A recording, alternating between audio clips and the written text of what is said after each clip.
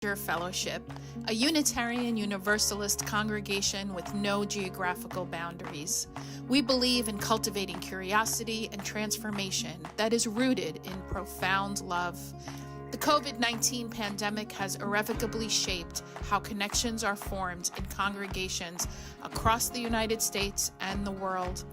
The Church of the Larger Fellowship is committed to being a resource within Unitarian Universalism and beyond. From worship to covenant groups, from classes to pastoral care, and from our monthly magazine Quest to our online community hub and our letter writing ministry.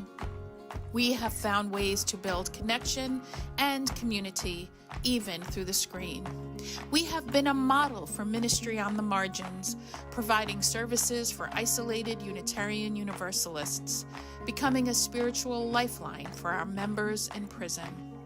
The CLF supports the ministries of those who hold target identities: Blue, Black Lives of Unitarian Universalism; Trust, Transgender Religious UU Professionals Together; and Drum, Diverse Revolutionary Unitarian Universalist Multicultural Ministries, just to name a few. We know better than anyone how deep and meaningful connections can be formed, even from a distance. Unitarian Universalists have faced many challenges in these times, and we continue to persevere and fight for justice and equity for all people, especially during moments of crisis. We are proud to be a leader in this faith movement, and we invite you to get involved in our ministry. We strive to be a place where anyone from anywhere can find spiritual refuge anytime they need it. Welcome to the Church of the Larger Fellowship.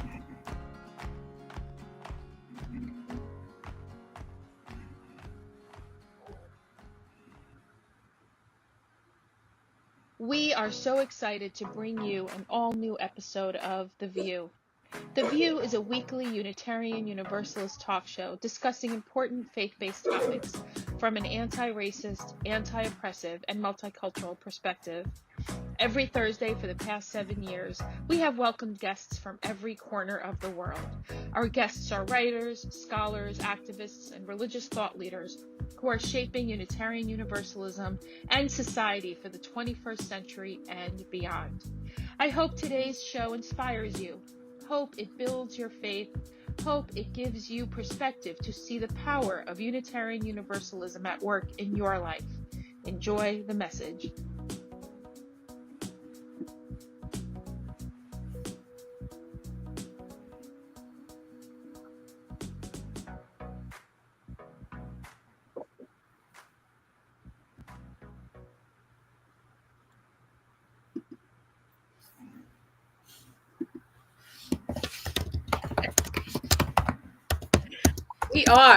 We are double Church of the Larger Fellowship, which is very cool. I'm Aisha Hauser, my pronoun woman with wild curly hair and wearing the keffiyeh, the symbol of Palestinian liberation. I have glasses on, and I am in Cabo San Lucas. I am not in Cabo San Lucas. I just want to say that joke. I'm in Seattle, Washington, land of the Coast Salish people. But I have a green screen because of where I'm sitting, and it is beautiful and sunny, and we are super excited for today's show. So we are going to introduce our hosts are going to introduce themselves, and then I'm going to introduce our amazing guests from the Unitarian Universalist Association, also known as the Mothership. Michael, how are you? Where are you? Greetings, beloveds. It is so good to be with you. I'm the Reverend Dr. Michael Tino, Aisha Hauser's co-minister here at the Church of the Larger Fellowship. And I am joining you today from bright, sunny Little Rock, Arkansas, where I am visiting family for the pre-Easter break while my child is on vacation from school, and it is warm and sunny and beautiful. I made a pilgrimage to the site of Dante Hilliard's first sermon the other day, just to pay my respects at that holy site. And there's not really much more to say. I'm in a corner of a spare bedroom at my in-laws' house. Dante Hilliard, how are you? You know, every day above the ground, as the old folks used to say. I'm well. I am Dante Hilliard. I have the honor and privilege of serving as a learning fellow for worship for the Church of the Larger Fellowship. I am here in the land of the Piscataway people, also known as Baltimore, Maryland, USA. Um, I'm a pleasantly, delightfully plump Black man with reddish brown shoulder-length dreadlocks and black framed glasses, and I have on a multicolored sweater, but you can only see the white part because it's horizontally striped. Well, welcome all, and we are waiting. Hopefully, DC will get his headphones working. We'll find that out. But I'm going to introduce our two amazing guests. So we're going to go right into the topic of transitions. So that's fun. Reverend Eric Kaminetzky is serving as the interim Settled Ministries Director, and Christine Purcell is the Congregational Transitions Director of the Congregational Life Staff Team. Welcome to you both. So please feel free to introduce yourselves. Let us know where you are, and of course, what the weather is. Thank you.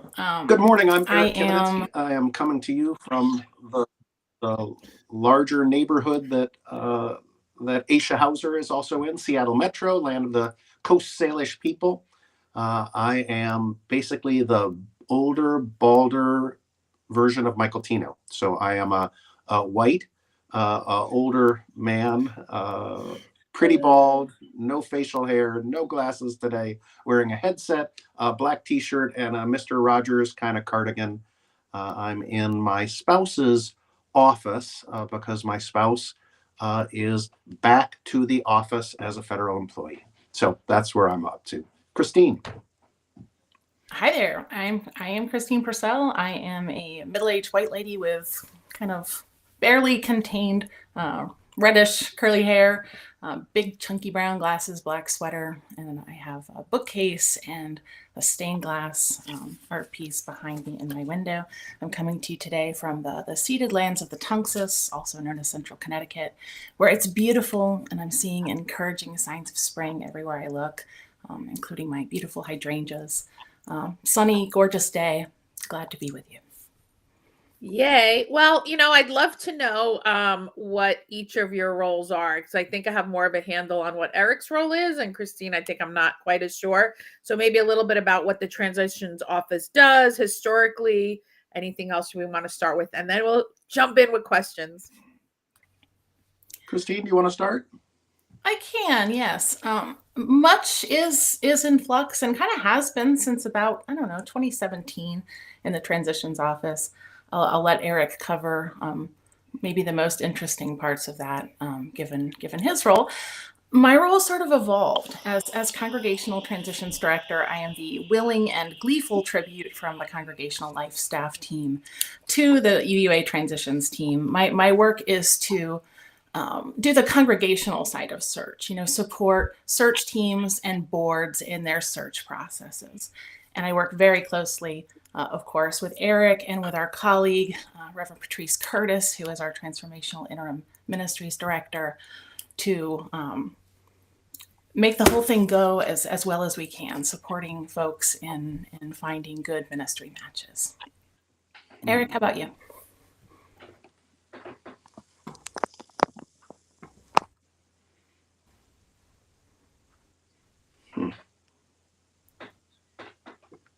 Eric might be having some technical difficulties. It looks like.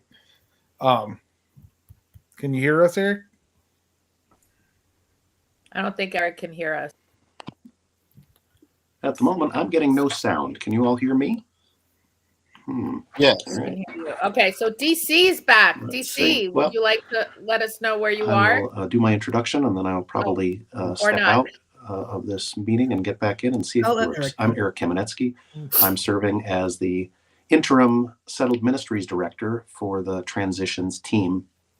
I work in the Transitions Office, which is just me and Amy Zen. The Transitions team includes Christine Purcell and Patrice Curtis.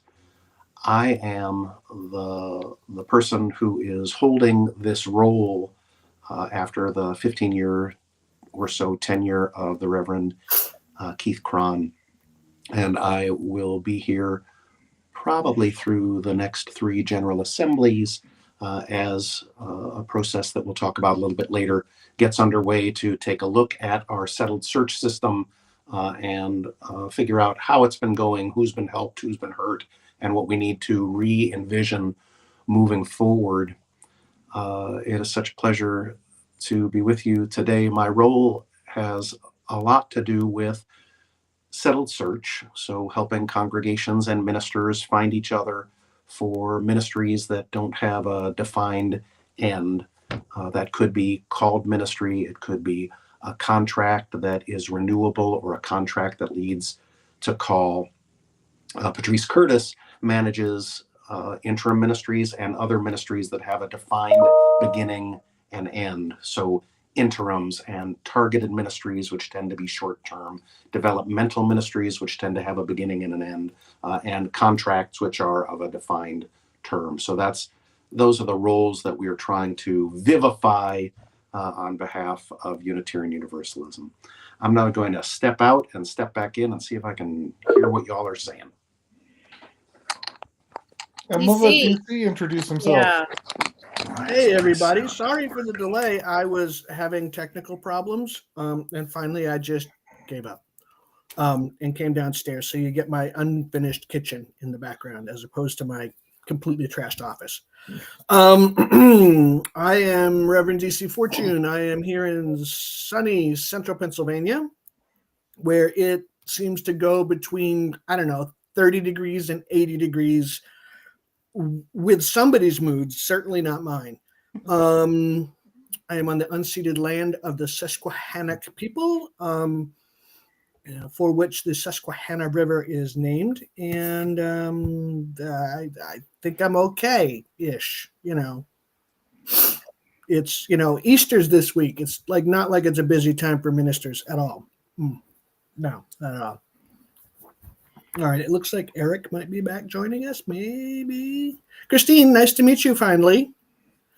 Through something but email, yes. That's right, yes, email and phone, yes. And I'm excited to talk with our guest today about the settlement process and all of the stuff involved therein. Okay. So I want to ask Christine, since you are here, and while we wait for Eric, what do you think is, let's see, from the congregation's perspective, what is the most help you found they've needed in as they start the settlement process? What's like a thing that you've seen happen in congregation after congregation that maybe you'd like to, because this is forever, let folks know, hey, keep this in mind when you think about search? The first thing I notice is a desire to kind of get on with things, to get into the search, and taking some time to have all the feelings, because people are going to have feelings that are kind of all over the place about the ending of a ministry, and really think about who they've been, where they've been, who they are without the ministry partner they have had maybe for a while. And who they're becoming, who they want to be. There's so much value in that beyond just moving into a process. I think it really decommodifies ministry in a way to do that internal work as part of the shift between ministries that's baked into our interim ministries, which is why I think they're so needed and so valuable. But even if a congregation isn't necessarily doing a formal interim ministry, taking that time rather than, well, let's just find another minister, I think is really valuable. And I think too, being candid with themselves about all the change that's happened. Where they've been will not be where they are and where they're headed. What they've done before may not be the right form for them for what's next. Looking really candidly and not aspirationally about the sustainability of ministry, what that looks like for them, how to be creative, and how to be, faithful and good employers. Taking a moment to do that work between ministries, I think, is really valuable, rather than just assuming do the thing we've always done. And what does that look like? So would they call the UUA regional staff and say, bring someone to help us move through this? Like, what does that look like, practically speaking? Yeah, so sometimes they're talking with me about this. Sometimes they're talking with regional staff. I'm very closely coordinated with regional staff as well as the transitions team. Sometimes it's folks in church staff finance. We have a lot of resources and a lot of relationship that's offered in that moment, and it's somewhat customized depending on what their needs and questions are. Christine, I was wondering, I'm the worship liturgy nerd here. Do congregations, when they are transitioning, is it common to ritually sort of mark the ending of transition in a way that, helps with the grieving process and then the sort of newness, like this new thing? I'm just wondering, is that something that tends to be baked into people's processes of transition? I think yes. God, I hope so. And I think some of that depends on the style of the minister who's leaving and the style of the minister who's coming in, as far as how, I've seen beautiful like covenant release ceremonies as part of a minister's departure, leave taking especially from a settled ministry. I'm not sure that is always baked in, but I think it ought to be. I think it's important.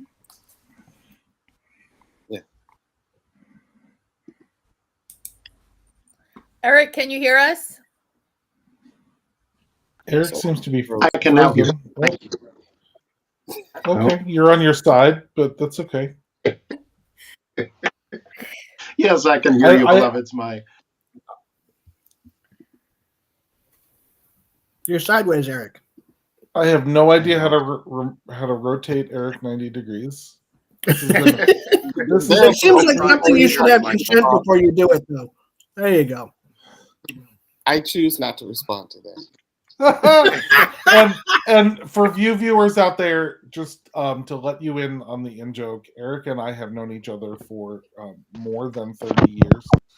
We were mere children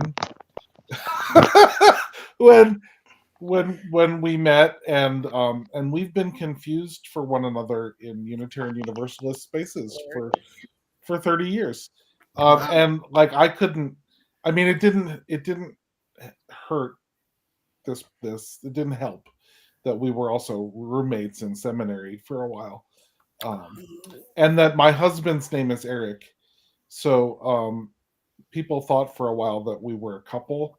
It's been a fun ride, and it's nice to have you here in your professional capacity. So that just to let you all in on this giant in joke that is Michael Tino and Eric Kaminetzky, the show. Okay. And for those of you who are theists, we are just an example of the sense of humor that the deity has. Somebody has. Yeah, she was having some fun. So we were just talking about Christine's role in helping congregations come to terms with the fact that they're in a ministerial transition. And I think, Christine, in my experience, you just do a lovely pastoral way of saying to them, hold on a second. Like, you have an opportunity here. Like, don't, like, it's an opportunity to be better you. Like, you have a great way of saying that in a way that congregations hear it, even if they don't follow your advice. So Christina is genuinely invitational and also has a command of information and knowledge that is so vast. She knows more about more congregations than anybody I know, and can tell you little facts and trivia and stories, and she enjoys the people and she enjoys the interaction, and yet it doesn't get better than that for a person in that position.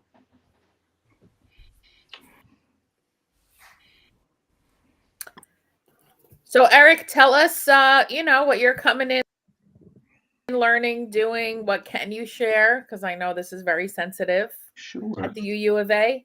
So yeah. Sure. So I came in mid to late December. This was not an open position. I didn't apply for this position. I was recruited and dropped right into search season. And the position that I am presently holding has responsibilities towards search season. So I have leaned on my transition team colleagues heavily, and they have been most generous in trying to help me get up to speed. I do a lot of conversing with ministerial colleagues, some of whom are having sort of pastoral vocational questions and want to be able to talk to someone who is relatively safe about those things. So I get entree into people's ministers' lives in that way and can reflect back to them some of the things that they are saying. I just finished a called parish ministry of over 14 years. I've been through the search process, though it's been a long time. So I bring a little bit of credibility in that way for having lived that experience.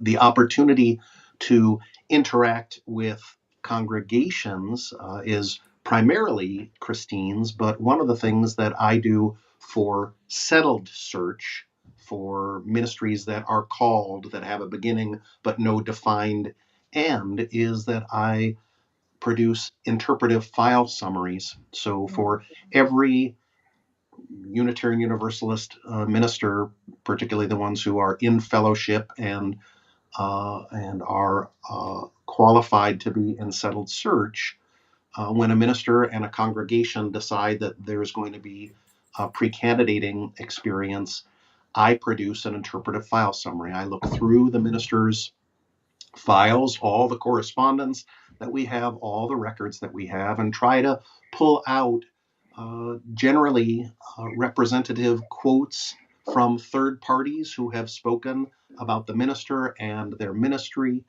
At the top of every interpretive file summary is really the most important line, which is in good standing, no ethical or legal issues detected in our files.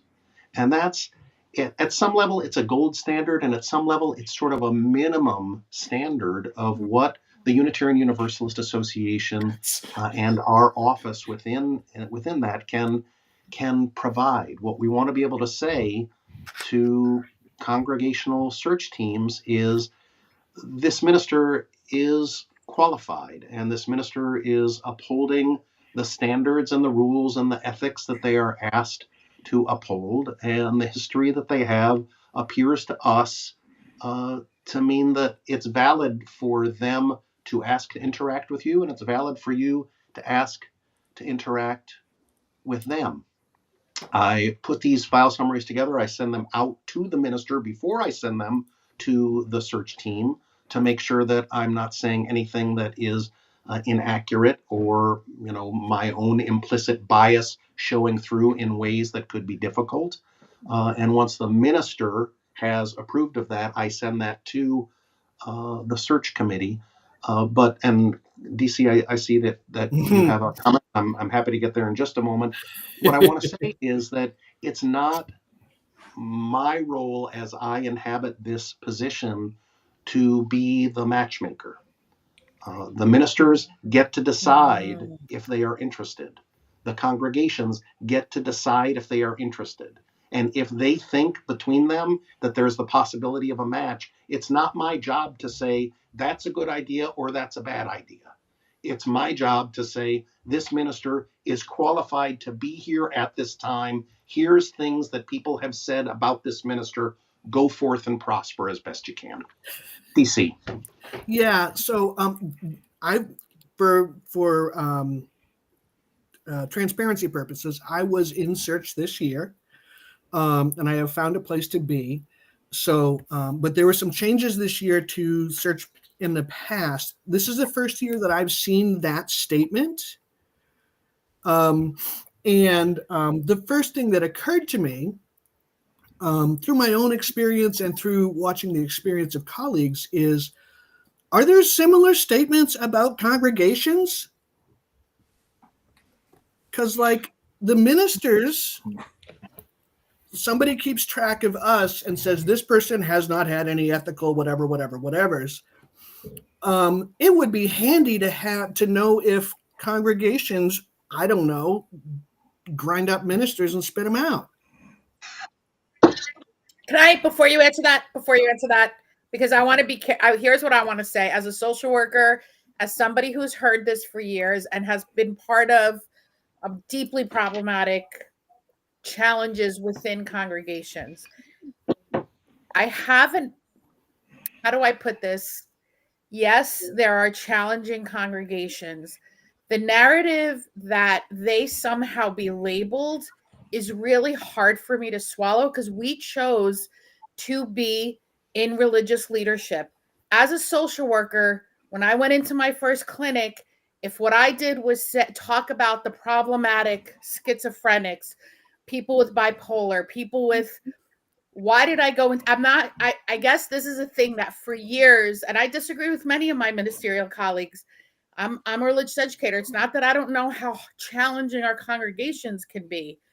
And where do our congregations have the space to heal and to learn to do better?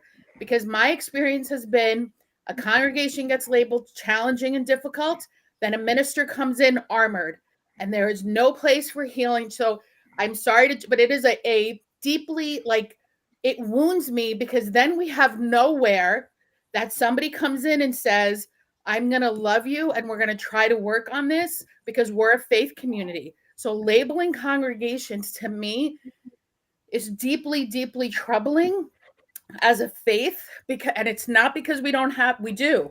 This country is troubling. This country is full of fuck shit. So where in this, we're. So I want to hear what Christine has to say, and then I have a perspective too. Yeah, so I kind of take a middle path between these perspectives. Yes to all of it, and right. So we don't have interpretive file summaries for congregations. It's something we talk about. Whether that'll ever happen, I don't know. It's something we've talked about, because we do want there to be some sort of parity in accountability, but also acknowledging that some folks are religious professionals and other people are, volunteer run organizations. So there are a couple of things we do to try to reduce the likelihood of sacrificial placements. One thing is that regional staff review all of the search profiles before they're published, and will and do say, like, we ask harder questions than we've ever asked before. We updated the question set this year where we're talking about conflict. We give case studies. Like, imagine that a curmudgeonly individual in the congregation kind of escalates from being the curmudgeonly critic to actively bullying staff. Based on your actual policy, not that ever happens. Based on your actual policies and experience, what happens? So we want these conversations up front when ministers are reading those profiles and even thinking, do I want to apply here? We also have a couple-year-old policy, UUA policy, of congregational accountability and search, because we realize that when there's a negotiated ending with a minister, that minister is going to have their ministry reviewed. They're going to go to the review team. What happens to congregations? We don't want, pop-up dispenser of ministers. That's not a thing, right? So if it is, it shouldn't be. So it's not. We have this congregational accountability policy. We also kind of lovingly called it like the special care policy, where congregational life can do a number of things. That we have a congregation that is held out of search at this time. We don't see that searching is the right thing for them right now. The policy can play out in any number of ways. I mean, in a lot of cases, they can search, but the type of search they're eligible for is held to binding recommendations. There was a congregation that had misconduct, pretty recent misconduct, where they needed to do a third year of interim ministry. They just were not ready, or go to developmental. Either way, but they could not go into settled search on time because we didn't see that they were ready. We can come allow them to tell the truth in their profile. They can't publish a profile saying everything's rosy and fine here, come be with us, if we know that they're in fiery conflict. So, we don't know everything. We don't control everything, obviously, on congregational life staff. But if there's something that we're aware of or a pattern that we've perceived that we feel needs to be mentioned to potential applicants, we can hold them to mentioning that in the profile. So that's the way we're approaching it right now. Yeah, I so very much appreciate that. And I will tell you, my perspective is old, right? So it's before you did all this wonderful work. The first time I was in search was 2006, 2007. And I happened to work at UUA headquarters when I was in search, right? So like I worked down the hall from the transitions office or whatever it was. It wasn't yet even called the transitions office. When I was pre-candidating, because I guess at that point congregations told the transitions office who they were pre-candidating with. With the congregation I wound up serving. So this is why I feel free to offer this as a perspective. The then director of that office, who I think was John Weston at the time, came to me and he said, be careful of this congregation. Like they had a label, Aisha, to your point. They had a label as the congregation that ate clergy. That they had never had a minister. They had had one minister in their 50-year history serve more than 3 years. And one minister served more than 3 years. And it wasn't the most recent 3.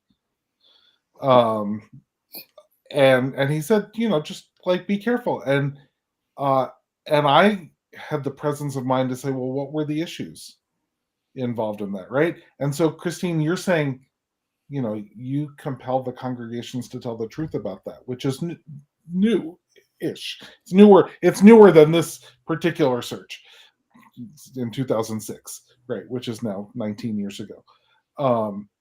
And so I was able to ask them about those issues. Yeah. Right? And I was able to say, well, what's the work you've done? Yes. On these things. And they were able to say, well, here's the work we've done. And here's the work we haven't done yet, but that we know we have to do. Right? So it became a conversation about, am I the right person to help you do that work that you haven't done yet, but you know you have to do? And I wound up being there for 15 years. Right? Like I became the longest serving minister in their history at year 5. Wow. And stayed another 10. And had a wonderful ending. My ending was only because I had been called to CLF, and there was something like new and different for me on the horizon. And we had a wonderful ending together. There was no, Aisha's gone. Seattle must be having trouble with their internet today. I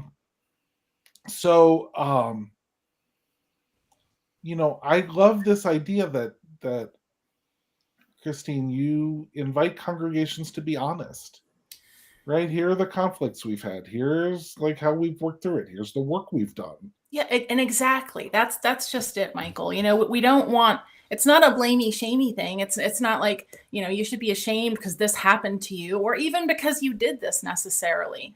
I coach search teams on this routinely. It's like, okay, this happened, but then what? That's not the end of the story. And so we want to be partners in that transformation and that healing for them.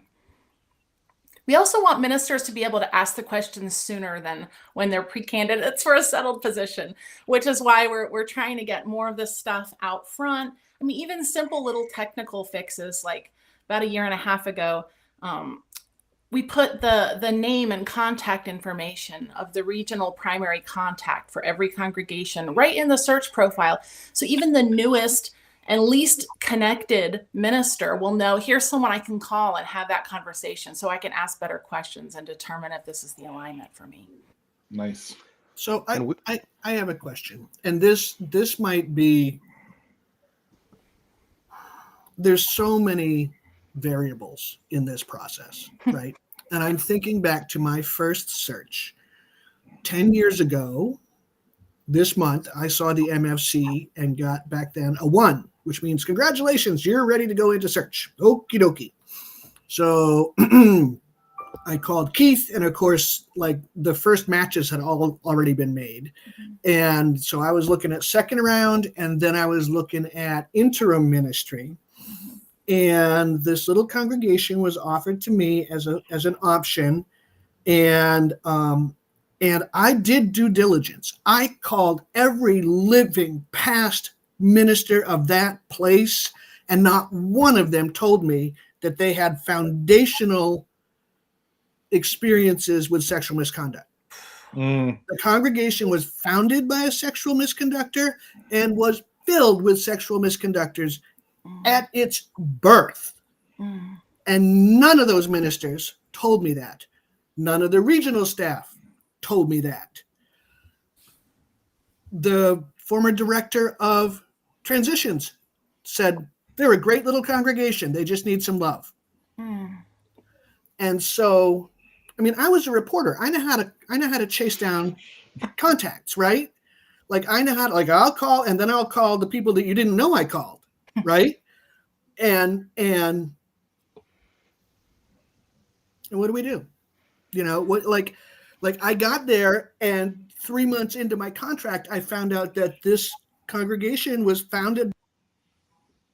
Oh, we lost your sound. Jeez. All right, I was there. What was the last thing you heard? This congregation was founded. This congregation was founded by a group of exiled swingers that got thrown out of another congregation for their quite literal fuckery. Okay? That might have been good to know as my very first ministry. And it's not like I didn't ask all kinds of people, all kinds of stuff. So, Eric, you seem to have a response here, and I'm wondering how you work with ministry in those situations. You know, there's a quip that church would be so much easier if it wasn't full of people. Oh shit! Right? You know, people got people, man. I will tell you a little personal story that my family vacationed with a colleague, not a ministerial colleague. This was a different kind of colleague for years, and it was only that when we moved away that colleague called me up to tell them that they had been an active alcoholic and they were now in recovery. You know, we shared housing with them. I had no idea. I searched for the last congregation I had. I did what you did, DC. I wore people out. They're like, Eric, again? Didn't you already, again? And yet there were things people forget, people hide, people have trauma and don't have access, people are ashamed. There's stuff that we can record and stuff that we can't find. And these are voluntary collections of people. I don't know that we can guarantee anything. That's all we can do is our best. My hope is that we will get to a place, Christine used a term earlier, I may or may not use the exact same language, where we avoid making sacrificial placements, where we take brand new people in the minister and send them to the most troubled places that we have because the experienced ministers know better. Right. Right. So here's the thing, Eric. What I learned that year was that before I do anything else, I called Deborah Pope Lance. Because I called her a couple of months in when I found out all this stuff, and her first words to me were, get out. And for viewers out there, when Deborah Pope Lance says to you, get out, and I was in my first ministry. I can't. So I want to unpack that for the people out there who have no idea who Deborah Pope Lance is. Deborah Pope Lance is a UU minister whose entire ministry has become helping congregations heal from ministerial misconduct, especially sexual misconduct. Right. I didn't learn that the congregation I was serving had a history of misconduct, and so much made sense once I learned that Right. about their history of mistrust of ministers that then lasted 3 years, until something else came up, and I wound up calling Deborah Pope Lance, and she was like, "Oh, I worked with that congregation in the '80s, and they had a history of misconduct dating back to the '70s." And I'm like, "Oh, well, someone should have told me that." and I have trust. I really have trust now that as we are doing better as a faith, holding ministers accountable to ethical guidelines, because we didn't do a real good job in the '70s, right? The people who misconducted didn't all get removed from fellowship. They got shuffled off to somewhere else. Just, let's just be clear. We didn't do a really good job historically, and we're doing a much better job now. As we do a much better job, you, Eric and Christine, have better records to be able to say, "Hey, Congregation X, you have a history of ministerial misconduct. How do you talk about that in your search? How have you dealt with that? Have you brought in Deborah Pope Lance? Have you, whatever, right? Like, have you done workshops? Have you done the work? Have you addressed it in interim ministry? Have you XYZ?" Because my congregation addressed it with me as their minister, because we had an intern who misconducted. But to go full circle, exactly to Michael's point, we're talking the 70s. Yep. And when ministers get 30, 40, 50 years later, and the idea of labeling a congregation does not get to who or how we want to be as a people. And so I think, Christine, when you said the word shame and blame, I think actually starts with the process and are ordained, or I'm a credentialed religious educator, to create a system of accountability. The thing that's been, I think, is happening now, to Michael's point, is leaning into what does accountability look like for those of us who've been trained into faith leadership. And when congregations need experienced, healed, because telling someone, with all due respect to Deborah Pope Lance, get out is not helpful. It's not helpful to the person. It's not helpful to the congregation. So I imagine now there are more places, and especially after the Me Too movement, frankly, to lean into what does healing look like? What does accountability look like? How do we show up for ourselves and others as faith leaders and as faith communities, with the knowledge that there's been harm there that came from the leaders, and then that was, perpetrated and tacitly complicit was the UUA, because clergy wasn't held accountable. So that was my outburst earlier, was rooted in exactly what everybody talked about, and knowing that this has been going on for decades, and now I think it is being addressed. And I'd like to follow up a little bit, because this kind of started with the story about interpretive file summaries for ministers in settled search. Misconduct doesn't happen all by itself in isolated ways.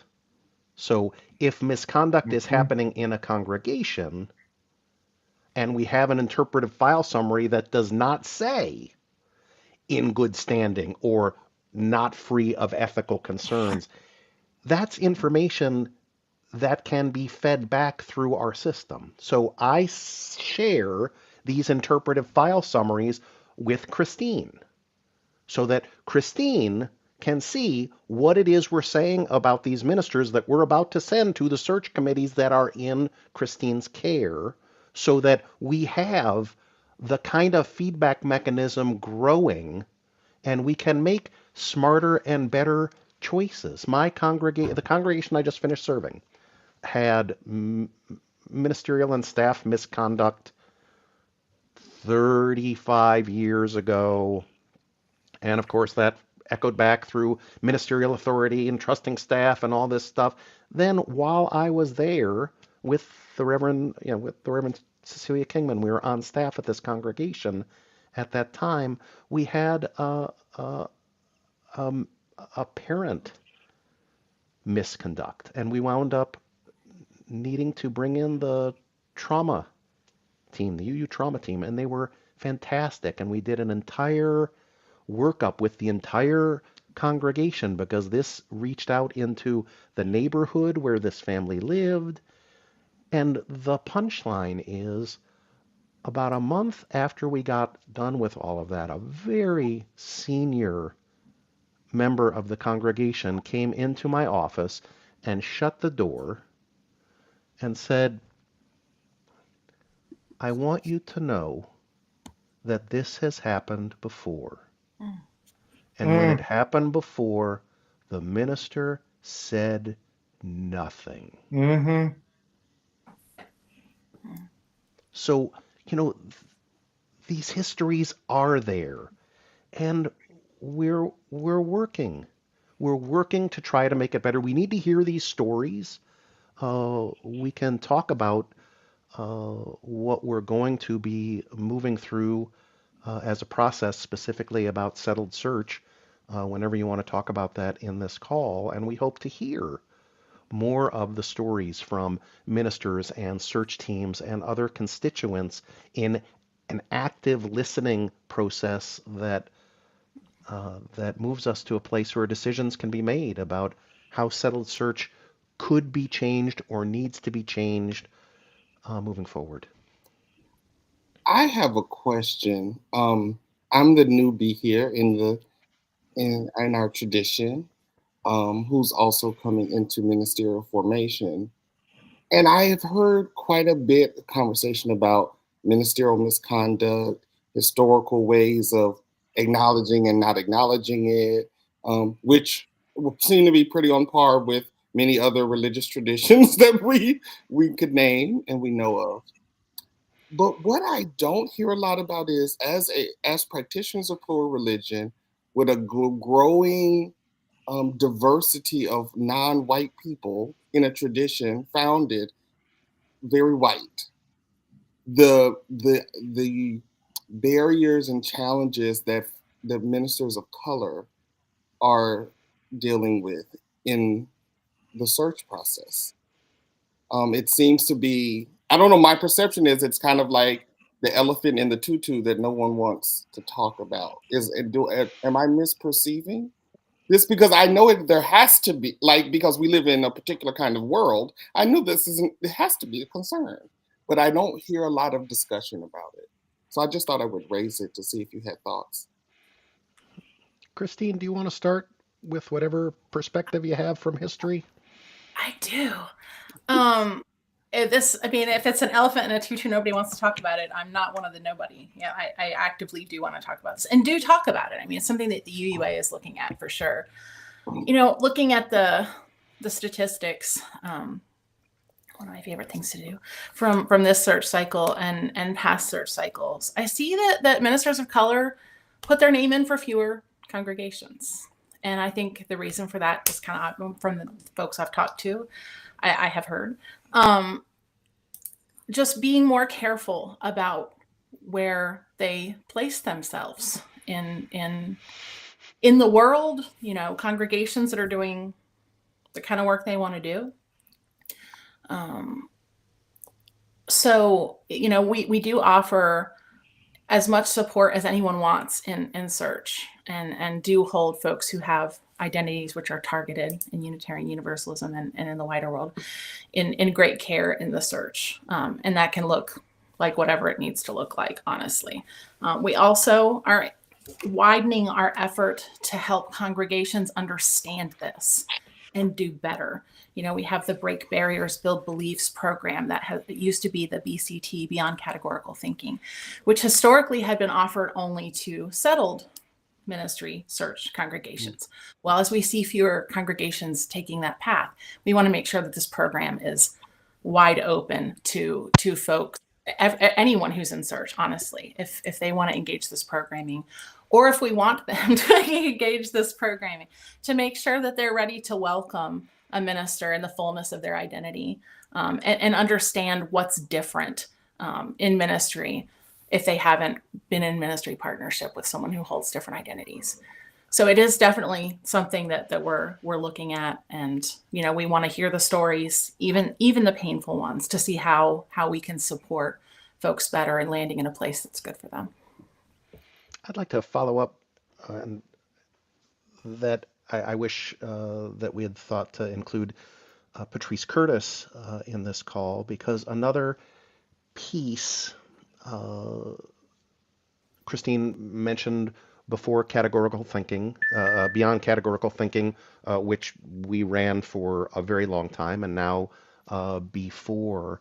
And another piece that's going on is Patrice Curtis offers the transformational interim training to ministers, and it used to be that only ministers doing interim work were going to have access to that training. And I think two things are happening. Number one, congregations that are offering less than full-time ministries aren't really eligible to get an interim minister. And yet, some of them really need that kind of work. And number two, we're recognizing that this additional specialized training that people who are doing interim ministry get could be helpful in almost any ministry setting. So, one piece for congregations that can't offer or aren't offering full-time ministry is to see if we can offer a contract or developmental or targeted ministry that will include aspects of interim ministry work. And to sort of shorthand, probably unfairly because I'm not Patrice Curtis, interim ministry work, part of interim ministry work is coming in as a religious professional and holding a mirror up to a congregation so that they can experience anew who they have been, who they are, and who they want to become. And that is it's a piece of work that in some ways every minister ought to be doing at some point, but interim ministers have always been charged with that explicitly. So Patrice and our Ministries and Faith Development Office and the Transitions team are offering this year-long training at this point pretty much to all comers. All ministers who are interested are invited to come into this. We're maybe capacity limited, but I don't know that we've hit the capacity yet. We are trying to up the consciousness and skill level of ministers generally, and that includes ministers who are new to ministry. You have folks here who serve on the Ministerial Fellowship Committee, and the way the Ministerial Fellowship Committee is operating around the formation of ministers and the holding of ministers through their careers is dramatically different. And I think there is a final reality that I will touch on, Dante, to go back to the beginning of what you were talking about. A movement that was founded mostly by white identified people, that is in many places mostly full of white people, that's a reality that may change over time. But if you are not a white person going into ministry, then you're gonna know that you bring a particular reality that you're gonna have to make work in the place where you go to work. We're doing our best to help congregations move forward, and on average, many of them are, but that doesn't change the reality that's here now as you are going into ministry. That's what I've got to share in the moment. So I'm aware that we have like 6 minutes left, and we still haven't gotten to plans for the future of transitions. And I want to actually give us 6 minutes. We might just have to have you back to discuss that, and only that for an hour, and not get sidetracked by other really, really fascinating and interesting things. But can you give us a few breadcrumbs? Sure. Christine, do you want to share, or would you like me to? Or let's see how fast I can. I think we both should, Eric. Okay. So, first of all, this has been a pretty surprising search cycle. I will say that. record, as you may have noticed, low number of congregations in settled search at 13. And then of that group, record low number of matches. Only 54% of the congregations in settled search matched. And that is a pretty shocking thing to happen in 5 minutes. I don't think we can go into why that happened. There are reasons, and part of that is, I think, that the world changed a lot sometime around the third week of January for some reason. In this country, hard to say what might have, it's hard to pinpoint what that might have been. And I think it upped the stress level and clarified and changed some priorities for folks. And so it was, I think, an anomalous search year, although we have seen year after year, fewer congregations going into settled search, fewer ministers going into settled search, and lower match rates. So I'm not sure how much of a blip or a trend that was.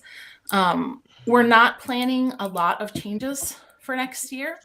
Exactly. One thing that might change, and this was something that was requested both by congregations and search teams and search this cycle and in previous cycles. It's also been in the works for at least 2 years. We're going to have a contract search cycle that is timed to match up with the settled and developmental search to sort of reduce chaos. We'll definitely reduce chaos around when to make offers. When we have more congregations offering like multi-year agreements that are contract instead of settled, we want to make sure that applicant ministers know what is open to them when ranking and matching. So that's something that we're looking at for next year. Eric, I think if you're willing to share, since it is your staff team, about other things that are coming down the pipe. Sure. Regarding settled search, how we do called ministries, Reverend Cecilia Kingman is going to be forming a task force to do some listening and repair work around this process. The task force is going to review the structures and procedures of search and settlement. That work will begin this coming fall, 2025, and the task force will spend the next year listening to ministers, search committees, and other constituents. They will also be examining our historical practices. Recommendations from the task force will be reviewed by senior staff for implementation, and implementation will take place in 2026-2027 at the same time that a search is conducted for a new director of the transitions team. So this is starting in, and you're welcome to participate, because not unlike my description of interim ministry, it's a good time to hold up a mirror to us and say, here's where we've been, here's what happened, here's where we are, and here's where we want to go together. I mean, that I think is a great place to end. This was an amazing hour, and it is quite unusual for our viewers to not ask anything. So I'm going to guess they were riveted. With the just exceptional conversation. So thank you all so much. This was really, really, yes, we will definitely need to have you both and Patrice back on. So thank you. View hosts, thank you, view viewers, and have a great week. Thank you, everybody. Thank you to both of them for helping me get through search. Good Lord. Yes. I'm so glad you're well. We are so glad that you are going to where you need to be, DC. Yay. Yeah, I'm looking forward to it. Thanks, Thank you everybody. all. You're wonderful. Thank you. Thank you all for coming on the show. All right. Bye, Thank everybody. you for joining us. Bye-bye. Special thanks to those of you who give generously to this ministry. It is because of you that this ministry is possible. You can click the link in the description to give now, or visit clfuu.org/give for more information. We hope you will join us next week for another episode of The View. Love you.